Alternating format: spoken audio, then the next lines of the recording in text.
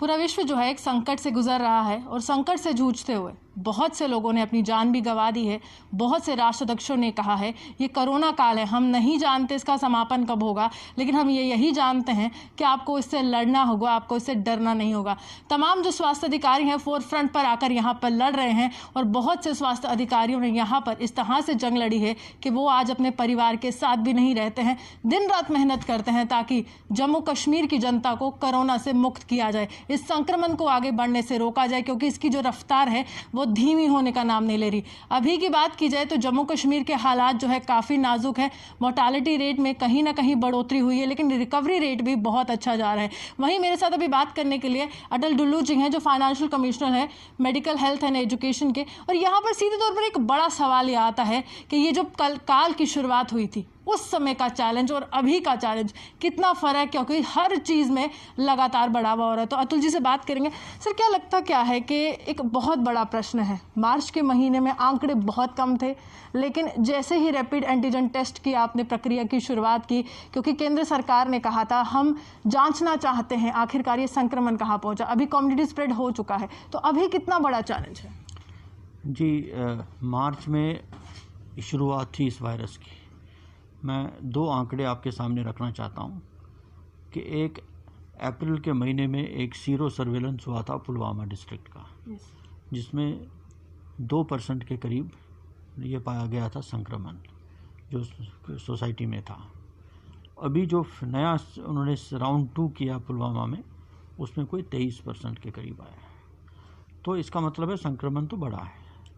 तो और जैसा आप जानते हैं कि पहले हमको RT-PCR टेस्ट हम करते थे, तो RT-PCR टेस्ट में 10-12 घंटे तो टेस्ट करने में ही लगते थे और लेबॉर्ट्रीज़ की कैपेसिटीज़ भी लिमिटेड थी, इसलिए कभी 2 दिन कभी 3 दिन लगते थे टेस्ट रिपोर्ट आने में।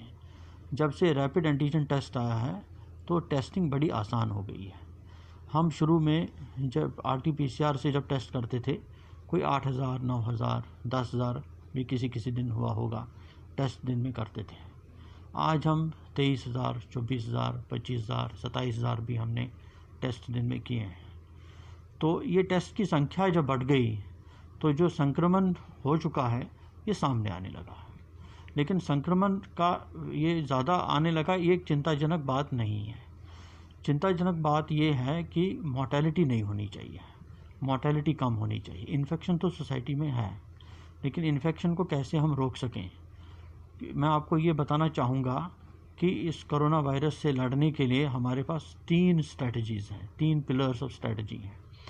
सबसे पहले है कि कोविड अप्रोप्रिएट बिहेवियर, कि जैसे आपने मास्क पहनी है, मैंने मास्क पहनी है, how we protect our self, social distance को मेंटेन करना और हैंड हाइजीन, सैनिटाइज़र का इस्तेमाल करना, एक पूरा बदलाव, एक न्यू नॉर्मल की बात करें तो एक कोविड अप्रोप्रिएट बिहेवियर ये सबसे पहली और सबसे बड़ी स्ट्रेटजी है।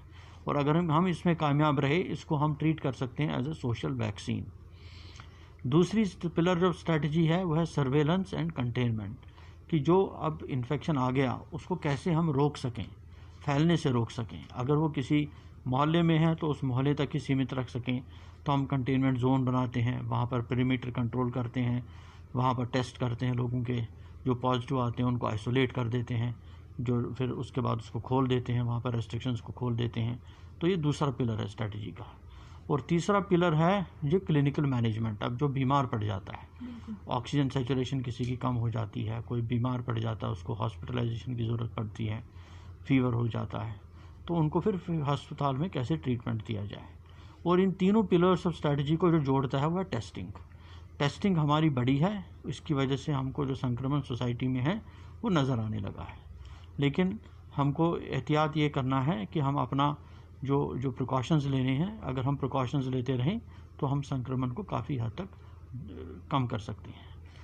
सर, एक बहुत इम्पॉर्टेंट क्वेश्चन है कि अभी आपने कहा कि ये पिलर्स हैं, you have to protect yourself, लेकिन सबसे बड़ा सवाल ये है कि गवर्नमेंट मेडिकल कॉलेज में अभी कहा जा रहा है कि लिक्विड ऑक्सीजन की शॉर्टेज है, ventilator are not operating as well, और यहाँ पर ये एक बर्डन भी है आप पर, क्योंकि प्रेशर बहुत बढ़ गया है टेस्टिंग के बाद। तो उसको आप कैसे कोप अप कर रहे हैं और किस तरह से ये जो शॉर्टेज है उसकी भरपाई कर रहे हैं? जम्मू मेडिकल कॉलेज के बारे में मैं 3-4 चीज़ें आपको बताना चाहूँगा कि वहाँ पर इस टाइम कोई 750 सिलेंडर दिन के लगते हैं। वहाँ हमारा ऑक्सीजन जनरेशन प्लांट भी है, वहाँ हमारा ऑक्सीजन मैनिफोल्ड प्लांट भी है। तो शुरू में कुछ वहाँ पर इनको ऑक्सीजन सप्लाई नहीं आ रही थी। हमारे कुछ यूनिट्स हैं यहाँ पर बड़ी ब्राह्मणा में, उधमपुर में वगैरह, वो बंद पड़े थे, वहाँ से सप्लाई आने में कुछ दिक्कत आ रही थी। तो उसको स्ट्रीमलाइन किया गया, एक कंट्रोल रूम हमने सेटअप किया इसी पर्पज़ के लिए, और एक ऑफिसर को डेडिकेटेड इसी चीज़ के लिए लगाया गया कि ऑक्सीजन की सप्लाई को जो देखे, टाइम पर देखे। और जो सिलेंडर्स आ रहे थे हमको प्राइवेट सेक्टर से, उसमें पूरा प्रेशर है, पूरा प्रेशर नहीं है, ये सब देखना शुरू कर दिया। तो हमारा जो कंजम्पशन है इसका ऑक्सीजन सिलेंडर्स का पर डे का ये कम हो गया। हमारे पास पहले बफर स्टॉक नहीं था, अब हमारे पास बफर स्टॉक कम से कम 1 दिन का स्टॉक हमारे पास अवेलेबल हमेशा रहता है, और हमारे पास और सिलेंडर आ रहे हैं। दूसरा हमने जो इसमें किया, एक लिक्विड मेडिकल ऑक्सीजन का टैंक लगाने की जो प्रक्रिया है वो शुरू हो चुकी है।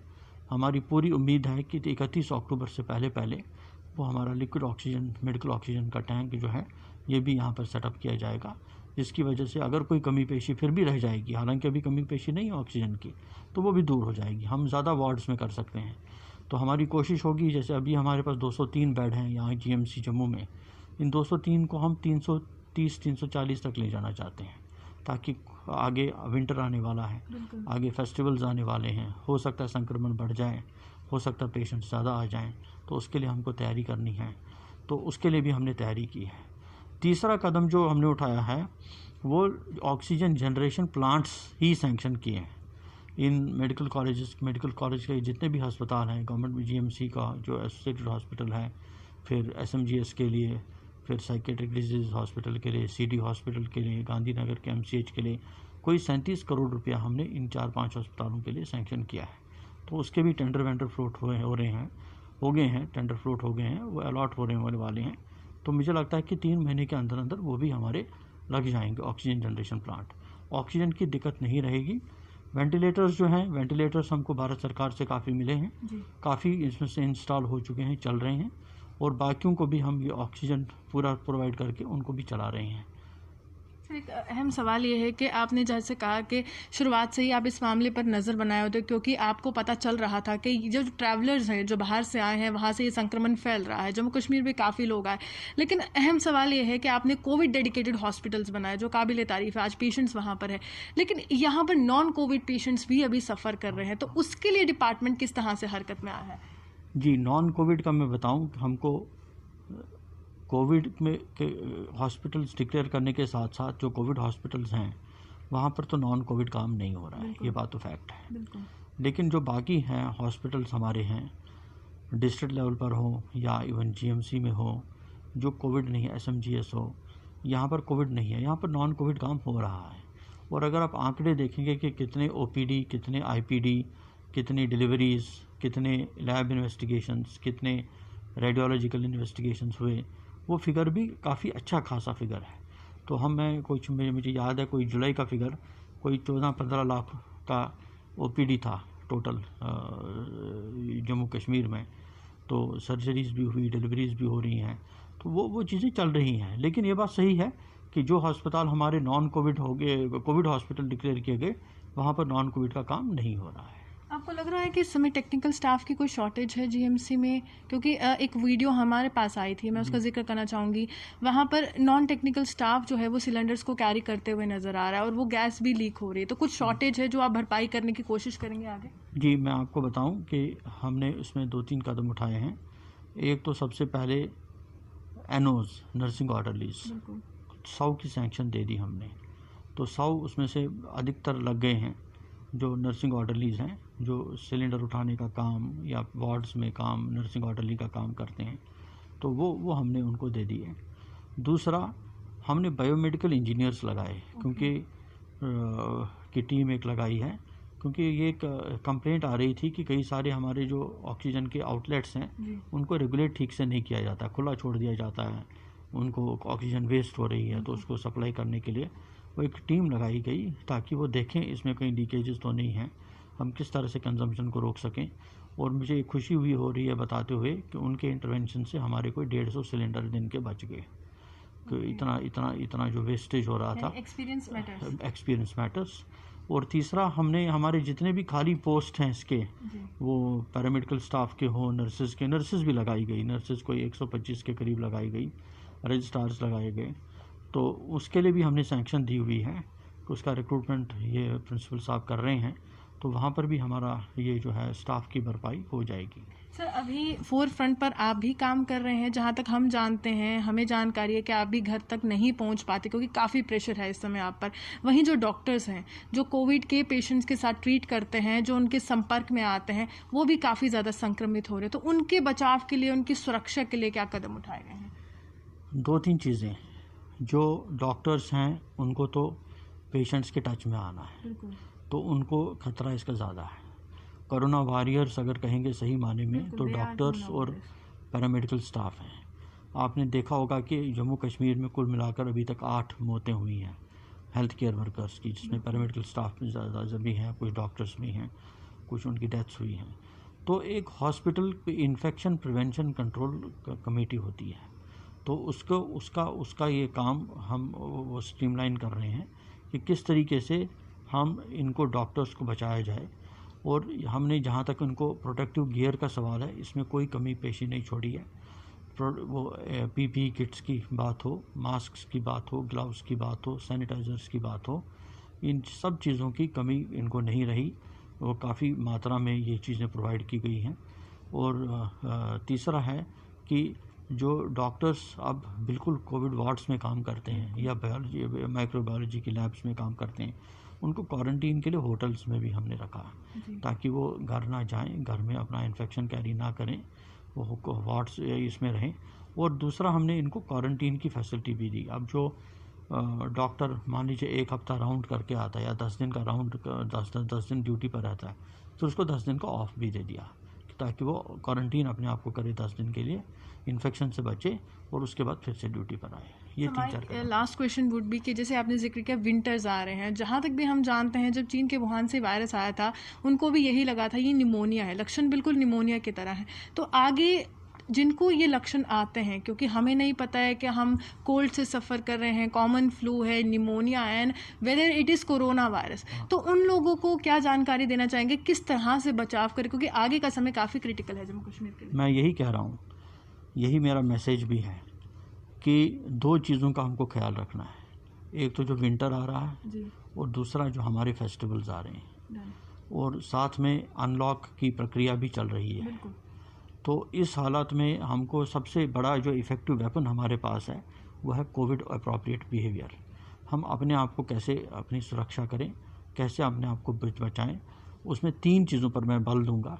एक तो मास्क पहनना, दूसरा फिज़िकल डिस्टेंस मेंटेन करना, और तीसरा हैंड हाइजीन जिसको कहते हैं सैनिटाइज़र का इस्तेमाल करना। अगर हम इन 3 चीज़ों को यूज़ करेंगे, ये 3 चीज़ें एक सोशल वैक्सीन की तरह काम करती हैं और संक्रमण से बचाती हैं। लेकिन अब जो लोग पेशेंट्स आएंगे जिनको निमोनिया के सिम्टम्स आते हैं, उनको टेस्ट ज़रूर कराना चाहिए कोविड का, क्योंकि अगर कोविड है तो कोविड का इलाज भी हो सकता है, और अगर उनका टेस्ट नहीं होगा तो अपने परिजनों को, परिवार के बाकी सदस्यों को वो बीमार कर सकते हैं। तो बीमार करने से वो संक्रमण और फैलेगा। इस वायरस में एक खासियत ये है कि ये हवा में तो नहीं जाता, ऐसे जब संपर्क एक दूसरे के साथ होता है, कांटेक्ट होता है या एरोसोल्स के मूवमेंट से हो जाता है, ये वायरस फैलता है। इसलिए जिस भी व्यक्ति को इस तरीके के सिम्टम्स हों, खांसी, ज़ुकाम, बुखार, बहती नाक, नमूनिया, इस वीकनेस, फीवर, इस तरीके की चीज़ें अगर किसी व्यक्ति में हों तो उसको अपना कोविड का टेस्ट ज़रूर कराना चाहिए। चलिए, शुक्रिया। साफ तौर पर बहुत सी जानकारी सर ने हमें दी, और वही बात है जो देश के प्रधानमंत्री से लेकर स्वास्थ्य मंत्री जिक्र करते रहे हैं तमाम प्रेस कॉन्फ्रेंसेस में, तमाम ट्वीट्स में, कि हमारे पास एकमात्र विकल्प यही है कि हमें सोशल डिस्टेंसिंग करनी है, हमें जो है अपना जो बिहेवियर है फ़िलहाल के लिए बदलना है, क्योंकि विश्व में सब कुछ बदल रहा है और उस बदलाव के साथ हमें रहना सीखना होगा। हमें मास्क लगाना है, हमें सैनिटाइज़र लगाना है, क्योंकि जान है तो जहान है। इसी के साथ वीडियो जर्नलिस्ट राहुल के साथ मैं रूहानी आपसे विदा लेती हूँ। नमस्कार।